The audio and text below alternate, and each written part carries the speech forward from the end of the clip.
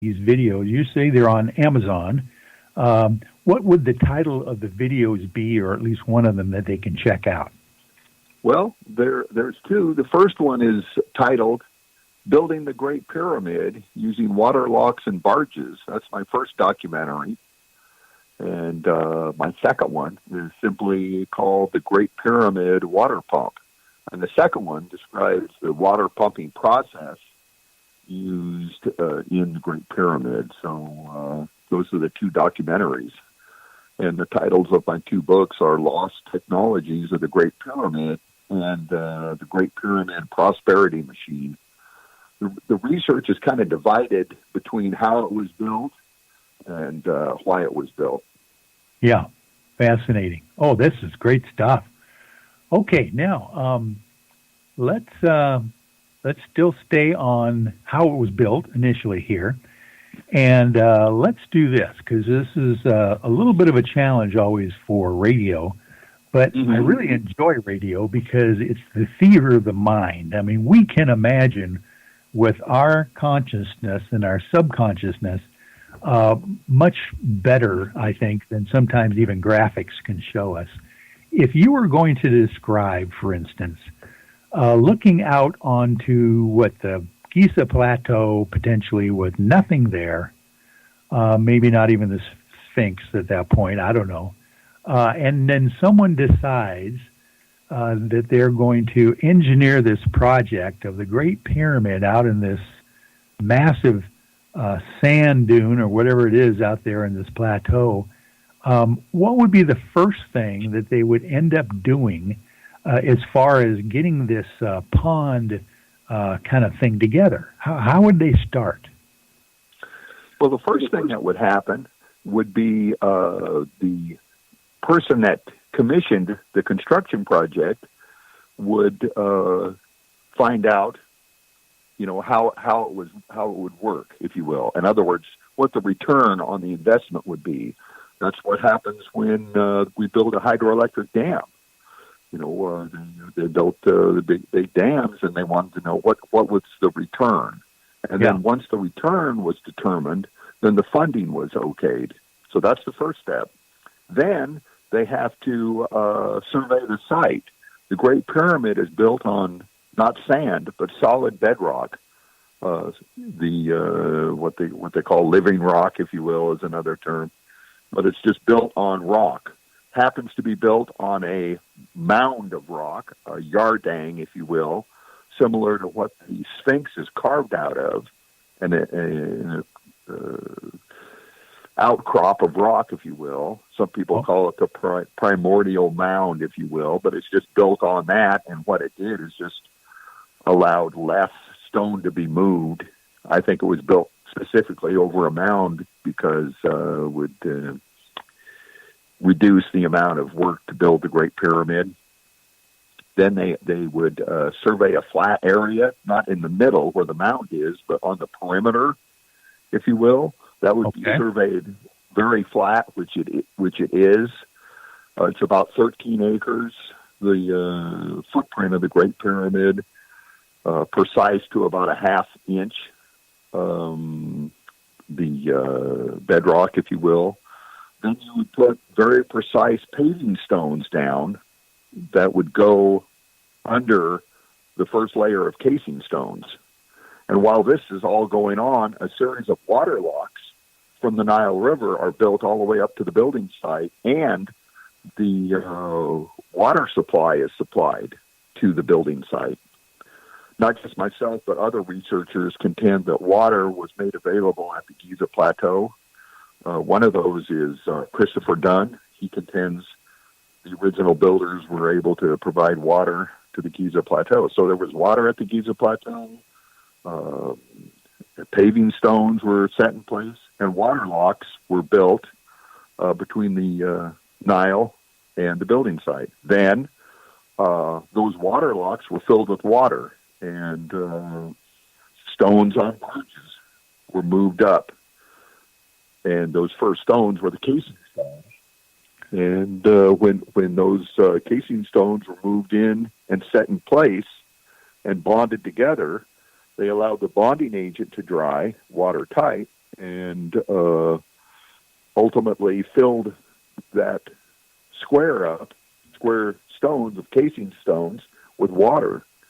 And then the systematic process continued with moving stones on barges. The Erie Canal was built in the 1830s here in the United States, and originally 4.5 feet deep.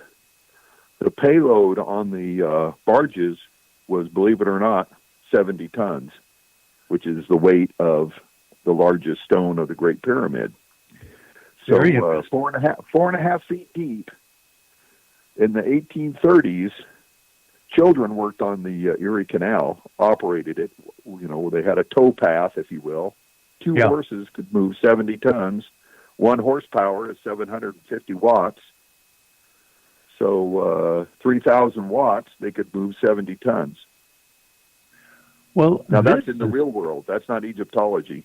Yeah, right. Well, this is fascinating stuff.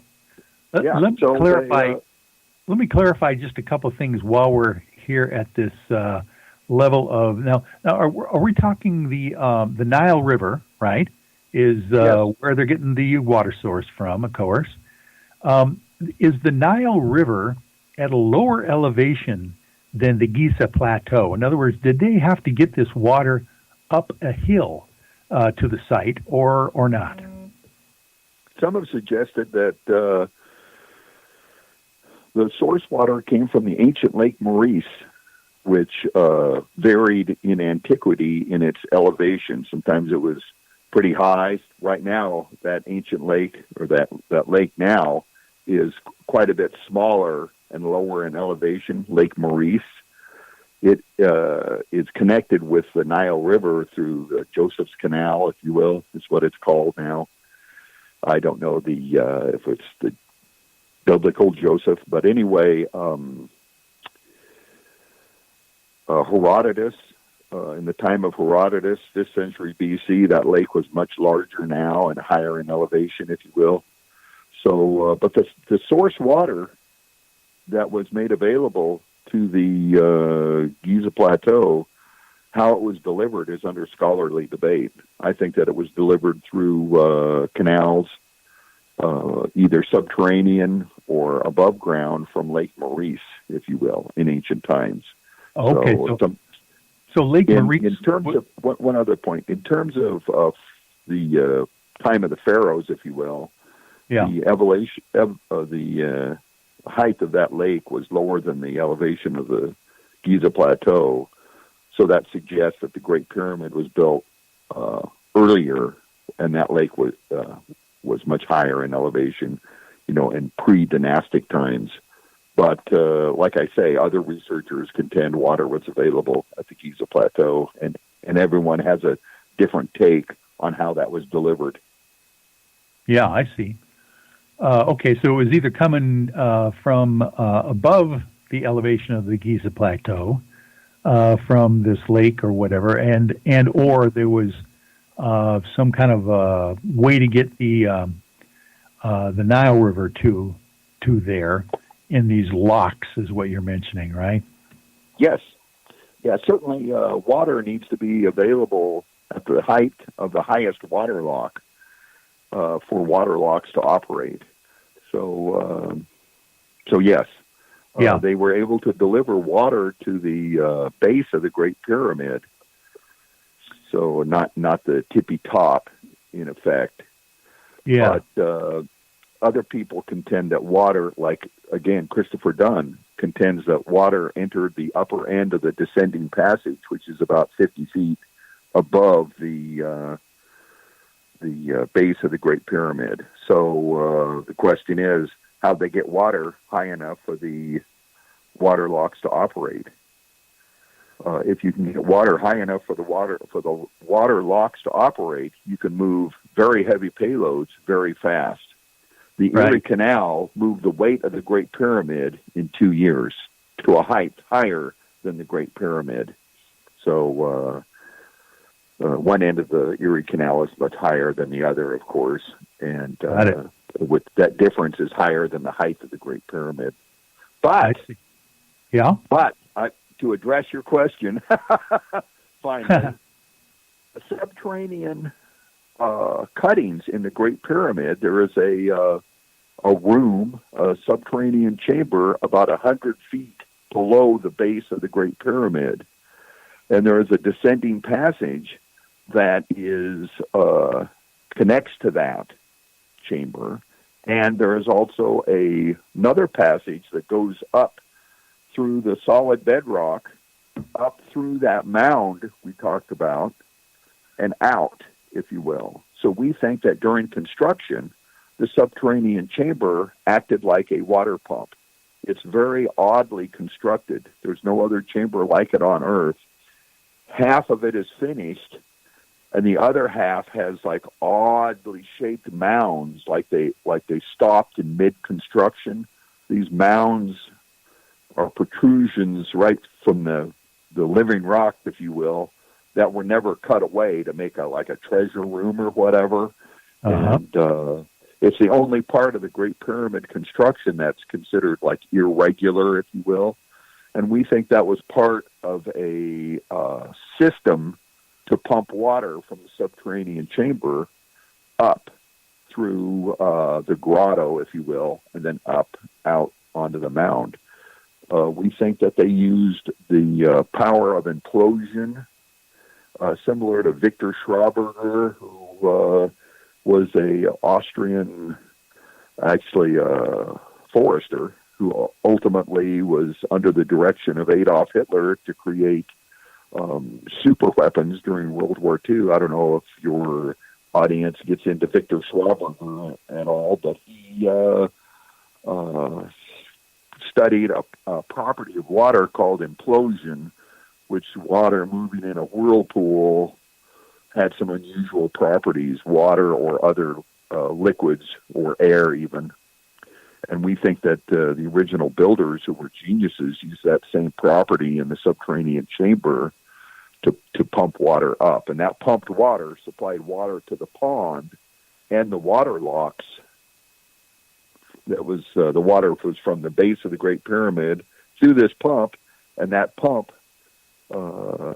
acted like a beating heart to supply the water for these water locks, and it made the construction of the Great Pyramid not only possible, but actually both fast and easy.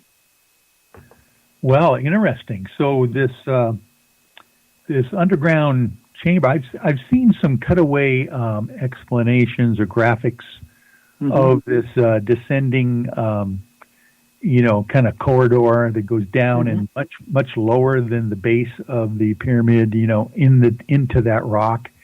There doesn't seem to be an explanation of why it's there, right? So you're saying that No. Yeah. There is an explanation by Egyptologists. That explanation is they look at it, they say, it's an unfinished treasure room. They must have changed the plans. Got it. In other words, there's direct physical evidence, and then there's an interpretation of direct physical evidence by Egyptologists.